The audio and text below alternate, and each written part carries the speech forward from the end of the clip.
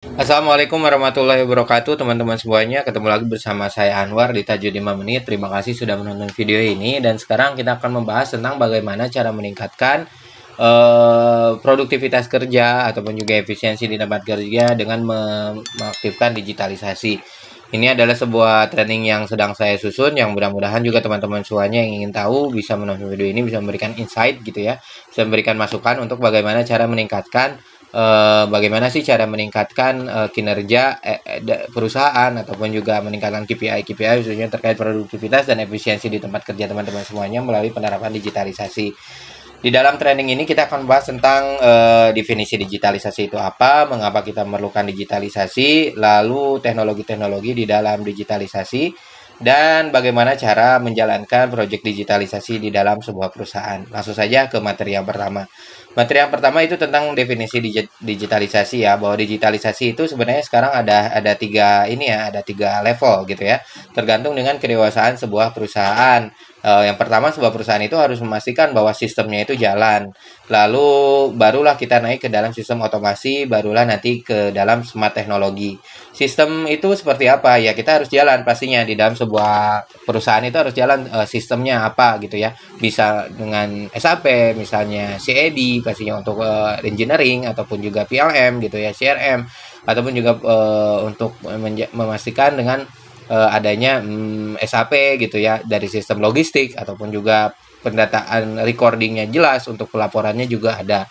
Nah, setelah pelaporan lalu jelas barulah kita naik ke otomasi, yaitu semua prosesnya itu dilakukan dengan robot, misalnya dengan RPA gitu ya, atau juga dengan digital marketing ataupun juga dengan e-commerce supaya eh, memudahkan sistem untuk meningkatkan penjualan misalnya gitu ya, ataupun juga untuk meningkatkan kinerja perusahaan di dalamnya itu supaya lebih jalan secara otomatis. Barulah nanti ada level smart. Pastinya level smart ini udah seperti prediction juga ada, pengolahan datanya juga lebih lebih canggih gitu ya. Data analitiknya juga lebih lengkap gitu ya. Lalu untuk perangkaiannya juga udah lebih ke preventif gitu dan memaksimalkan beberapa memaksimalkan pastinya memaksimalkan kinerjanya juga. Itulah level-level di dalam sebuah digitalisasi. Selanjutnya, mengapa sih digital transformation ini penting? Nah, digital transformation ini penting karena dia merupakan digital transformation itu apa? Digital transformation itu adalah sebuah rangkaian dari inisiatif yang untuk memastikan adanya fitur-fitur lebih, fitur-fitur teknologi terkini untuk diterapkan di dalam sebuah perusahaan.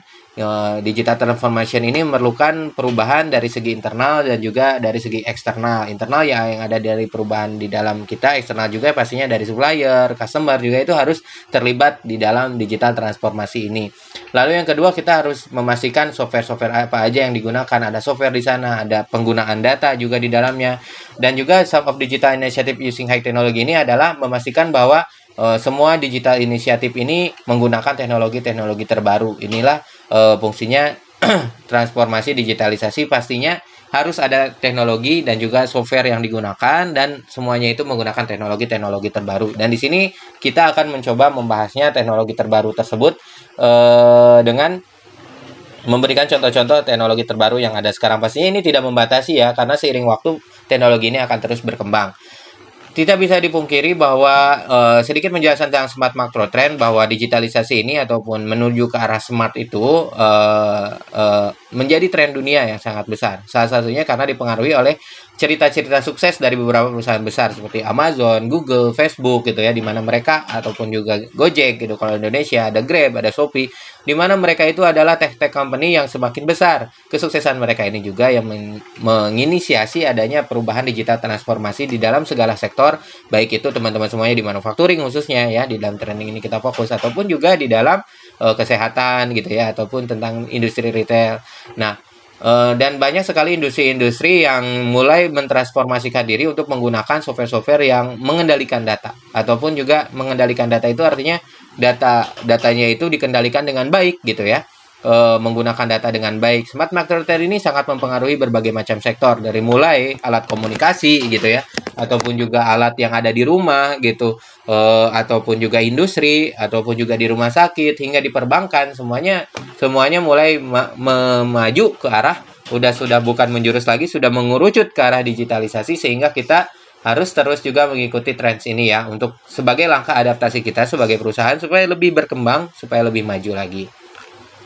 Nah, selanjutnya di seksi kedua kita akan membahas tentang mengapa sih digitalisasi itu penting. Digitalisasi itu penting karena menciptakan value supaya kita mentransformasi tradisional produk kita menjadi smart product. Ini juga bisa menjadi value lebih kepada customer kita, value lebih kepada karyawan kita, value lebih terhadap nilai-nilai perusahaan kita.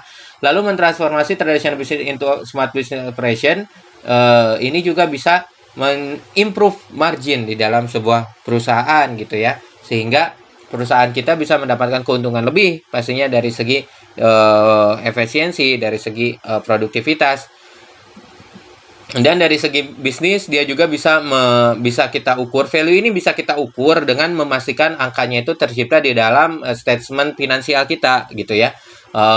Dan nanti dijelaskan bisa dari operation expense yang menurun, COGS yang makin baik gitu ya, bisa menurun juga, dan capex juga yang lebih ROI dengan lebih baik gitu ya, dan keuntungan ujung-ujungnya bisa meningkatkan EBIT ataupun juga benefit yang lebih baik. Dan bagi customer ini bisa meningkatkan experience dari segi customer gitu ya. Mengapa sih misalnya handphone ini harus ditingkatkan jadi 5G ya, untuk meningkatkan customer juga sehingga bisa menyukai lebih banyak produk kita. Mengapa misalnya perusahaan kita harus menggunakan robotik sekarang AGV? Pastinya supaya biaya logistik juga bisa ditekan lebih baik, dan pastinya ada keuntungan-keuntungan lain ya, seperti usability, penggunaannya bisa lebih baik, bisa lebih bermanfaat, utility-nya juga lebih baik, dan menghasilkan kualitas yang lebih baik. Itulah salah satu manfaat-manfaat dari penerapan digitalisasi. Yuk sekarang kita mulai masuk ke dalam penjelasan contoh-contoh aplikasi digitalisasi itu apa aja. Yang pertama ada RPA, alias singkatan dari Robotic Process Automation, di mana customer service di sana bisa menggunakan robot. Sekarang udah banyak robot chat gitu ya. Sistem accounting juga sekarang bisa menggunakan robot, sehingga data pelaporannya juga bisa lebih lancar gitu ya. Dari data SQL diolah menggunakan RPA itu bisa lebih cepat gitu ya, tanpa harus ada orang yang membuat laporan. Tinggal klik langsung jalan, atau bahkan bisa disetting jam berapa mulai jalan gitu ya. Lalu financial service itu juga bisa jalan, seperti misalnya pelaporan keuangan. Sekarang udah mulai ada juga tentang bagaimana cara pembayaran secara otomatis gitu. Healthcare, kesehatan juga itu bisa diterapkan di dunia kesehatan, misalnya tentang pembayaran, penagihan pembayaran dan sebagainya. Pendaftaran juga ya. Ketika baru datang misalnya langsung input datanya, sekali scan misalnya dengan barcode, itu bisa. Human resource juga termasuk, misalnya bagaimana cara membuat SOP dengan data yang ada, historical yang ada, pencarian data, ataupun sekarang tentang bagaimana membuat laporan itu bisa lebih mudah gitu ya. Membuat surat keterangan misalnya, sekarang udah ada chatbot juga. Kalau misalnya searching peraturan-peraturan perundang-undangan itu udah muncul, hingga supply chain management misalnya tentang bagaimana pengaturan logistik gitu ya, supaya transaksi-transaksi di dalam logistik dari mulai penerimaan, pengeluaran itu bisa lebih teratur, pembuatan invoice supaya lebih jalan, pembuatan PO gitu. Itu semuanya bisa terbantu dengan adanya RPA ini. Ada sekitar 13 RPA yang bisa digunakan oleh teman-teman semuanya, misalnya Kinseg, Eggplant, Inflectrify, Blue Prism, UiPath, Automation Anywhere, Pega, Context Store, Nice System, Kovacs, Cryon, Suftomotive, Visual Cron, sampai Knaim. Itu bisa digunakan teman-teman sebagai RPA. Selanjutnya, sebelum kita lanjutkan ke smart teknologi, ada robotic process automation. Ini juga ada low code, selanjutnya ada low code web application. Nah, low code web application ini pastinya fitur-fitur dari sebuah teknologi yang bisa digunakan oleh teman-teman untuk mempermudah pembuatan aplikasi. Kalau misalnya pembuatan aplikasi menggunakan sistem coding tradisional ya, misalnya dengan Visual Studio gitu, dimana kita harus memprogram, JavaScript-nya harus di-coding. Nah, kalau misalnya dengan low code platform fitur, kita dalam membuat front end itu bisa lebih gampang. Bisa esensialnya itu udah ada gitu, tinggal drag and drop. Lalu auxiliary-nya juga lebih lengkap gitu ya, pop up, fitur-fitur udah ada template-templatenya, sehingga bisa tinggal drag and drop gitu ya. Lalu integration, datanya juga bisa terkoneksi dengan baik, tinggal buatkan sebuah konektor gitu, sehingga kita bisa terhubung dengan API ataupun juga dengan database dengan backend yang bisa digunakan. Lalu reusable, ini juga bisa di-sharing gitu ya, bisa digunakan ulang, misalnya aplikasi ini tinggal kita copy dibuat ulang. Lalu bisa collaboration, dan pastinya deployment juga bisa lebih mudah gitu. Nah, salah satu low code application yang bisa teman-teman pakai itu ada Zoho Creator, Visual Lansa, Connect, Mendix, QuickBase, Retool, Airtable, atau Microsoft Power Apps, dan juga Simplifier. Ini adalah salah satunya yang bisa teman-teman semuanya gunakan dari low-code web application. Masih ada sesi-sesi yang lain tentang sebuah smart teknologi overview, seperti digital twin, data analytic, dan lain-lain sebagainya. Nanti kita bahas pada episode selanjutnya, pada video selanjutnya. Terima kasih sudah menonton video ini, mudah-mudahan bermanfaat. Wassalamualaikum warahmatullahi wabarakatuh.